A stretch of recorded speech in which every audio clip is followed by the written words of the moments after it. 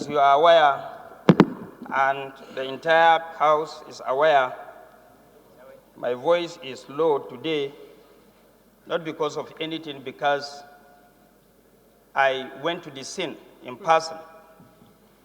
I went to Maiduguri to attend 4 wedding ceremonies of my younger brothers and sisters, but my celebration mood was completely bastardized after I heard what happened in Auno. I went there in person and I saw it. And I had the privilege of having a direct encounter with a villager that is more or less an eyewitness to that particular attack. And the most touching aspect of that particular attack is that it recorded wasting 30 or more than 30 lives, including an infant.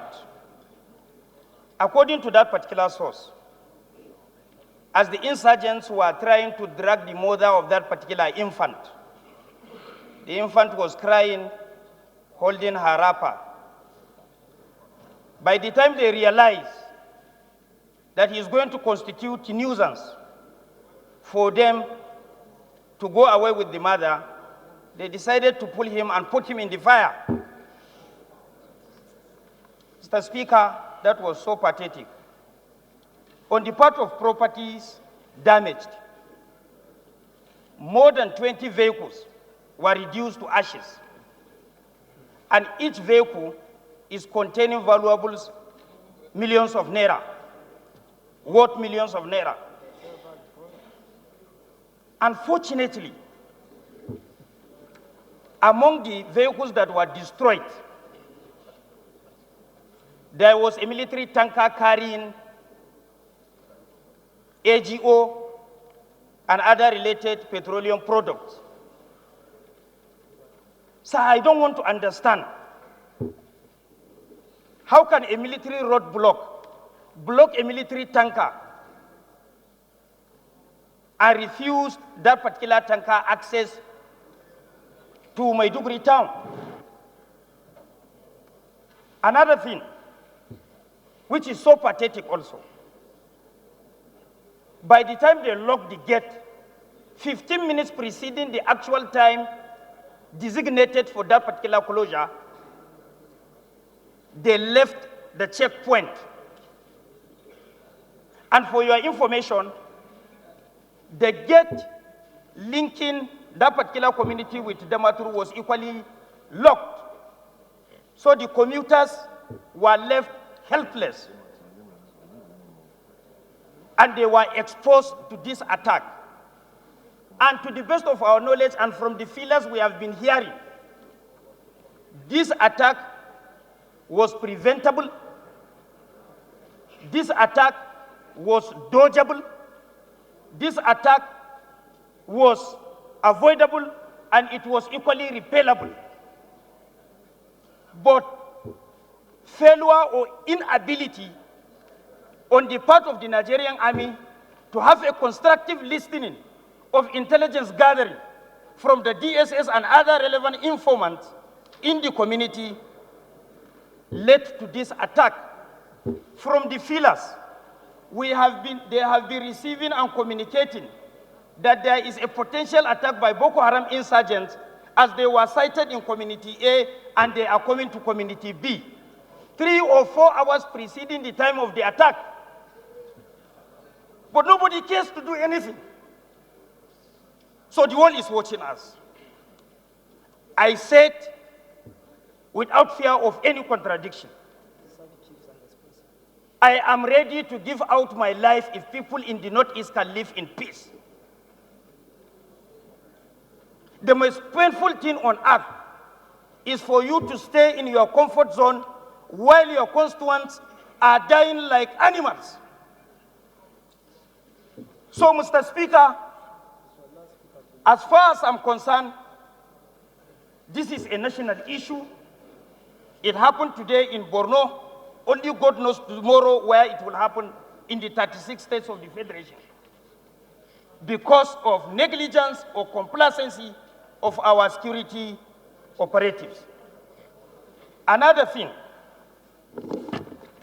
Mr. Speaker,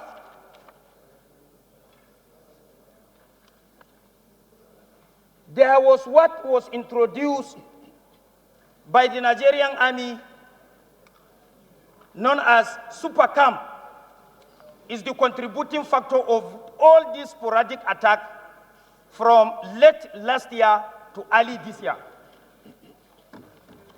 The issue of Super Camp, or the concept of Super Camp, called for the closure and withdrawal of all military bases and military checkpoints and military formation along all major roads, and station them in one location or position. I don't think the entire security operatives were widely consulted for that particular decision. I don't think standing committees on security of this honorable chamber were consulted for them to take that decision. And to us, the end victims, is a deliberate attempt by the Nigerian Army to shield themselves against Boko Haram insurgents' attack, thereby exposing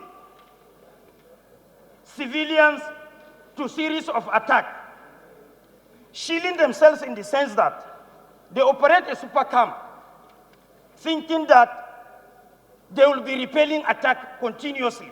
For how long shall we be repelling attack instead of taking offensive attack? Proactive measure provide permanent solution. But by the time you sit down in a camp, you trench and cycle yourself with dicks, waiting for insurgents to come and attack you so that you can repel them. And on pages of all newspaper and other electronic media, we see XYZ has been repelled. Very unfortunate. We are not talking of repelled. We want to hear that they have Honorable succeeded. Ogeni, your time is off. Okay, let me conclude, because I have an amendment to the motion. One, you are even making points. One, calling on the House Committee on Army and National Security to investigate the remote and immediate causes of this attack. Two, direct the Army Committee to investigate the rationale behind the creation of Super Camp as a measure to fight insurgents.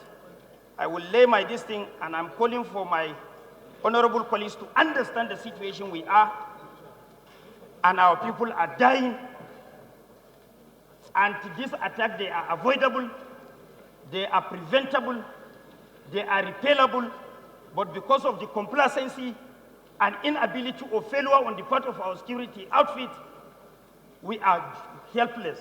Please help us. Thank you.